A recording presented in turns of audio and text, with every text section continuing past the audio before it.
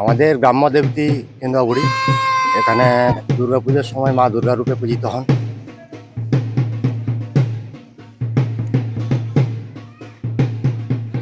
এখানে দুর্গা রূপে পূজিতা হন কেন্দুয়াবুড়ি। যুগ যুগ ধরে প্রায় 500 বছর ধরে চলছে এই পুজো। এখানে পুরোহিত হিসেবে পুজো করেন বাগদি সম্প্রদায়ের মানুষজন, যাদের বলা হয় দেহুরি।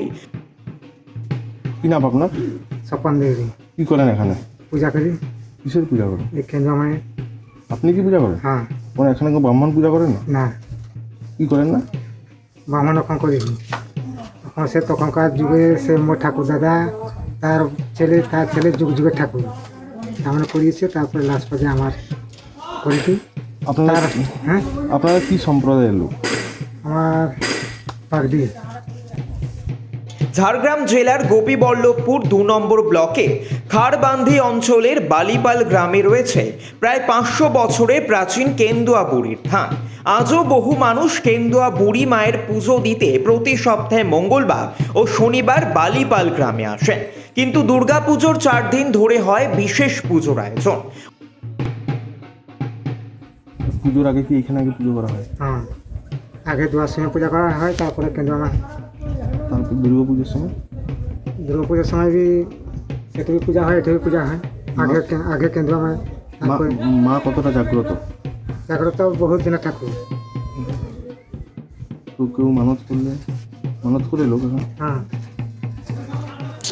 কি রীতি নিয়ম রয়েছে মন্দিরে মানে যে কে চাকরি, কার শরীর খারাপ, কার ধরো কিন্তু জ্বর অসুখ হয়েছে, মায়ের দোয়ায় ভালো হইয়া কেউ যদি চায় চাকরি দেয় মা কেন্দ্রবুড়ি তা সত্ত্বে। মানে বিশাল এখানে কি গাছের নিচে ঠাকুর রয়েছে? নিম গাছের করে। জনশ্রুতি, ওড়িশার রাজা বালিপাল যুদ্ধে পরাজিত হয়ে গভীর জঙ্গলে এসে একটি গাছের নিচে বসেছিলেন। তাকে পরিশ্রান্ত অবস্থায় দেখে কন্যা রূপে দেবী মা কেন্দুয়াবুড়ি দেখা দেন। রাজাকে মা একটি কেন্দু ফল খেতে দেন। এরপর কেন্দুয়াবুড়ি রাজা বালিপালের স্বপ্নে দেখা দেন। দেবী রাজাকে স্বপ্নাদেশ দিয়ে বলেন, আমি কেন্দুয়াবুড়ি, আমি গাছের নিচে রয়েছি, এখানেই আমাকে তুই পুজো করবি। এরপর রাজা বালিপাল ওই জঙ্গলের মাঝে নিম গাছের নিচে মা কেন্দুয়াবুড়ির পুজো শুরু করেন। পুজোর 4টে দিন আমাদের ষষ্ঠী থেকে দশমী অবধি পুজো হয় মা দুর্গা রূপে। এখানে প্রচুর মানুষ আছেন। এই চারদিকে যে আমাদের যে 6 নম্বর অঞ্চলে চারপাশে যত গ্রাম আছে ওখান থেকে সবাই পুজো দিতে আসেন। কোনো মন্দির নেই, কিন্তু চারপাশ ইটের দেওয়াল দিয়ে ঘেরা রয়েছে। স্থানীয়দের বিশ্বাস, মা জঙ্গলে থাকতে ভালোবাসেন, বিলাসবহুল জীবন যাপন মা ভালোবাসেন না। কেন্দুয়াবুড়ি মায়ের থানের একটু পাশেই দুর্গা মণ্ডপ তৈরি করা হয়েছে। সেখানে স্থায়ী মণ্ডপে দুর্গাপুজো করা হয়। প্রতি বছর দুর্গাপুজোর আয়োজন করা হয়ে থাকে।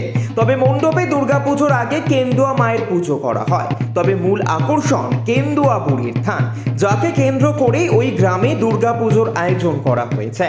রাজার নামে ওই এলাকার নাম হয়েছে বালিপাল গ্রাম।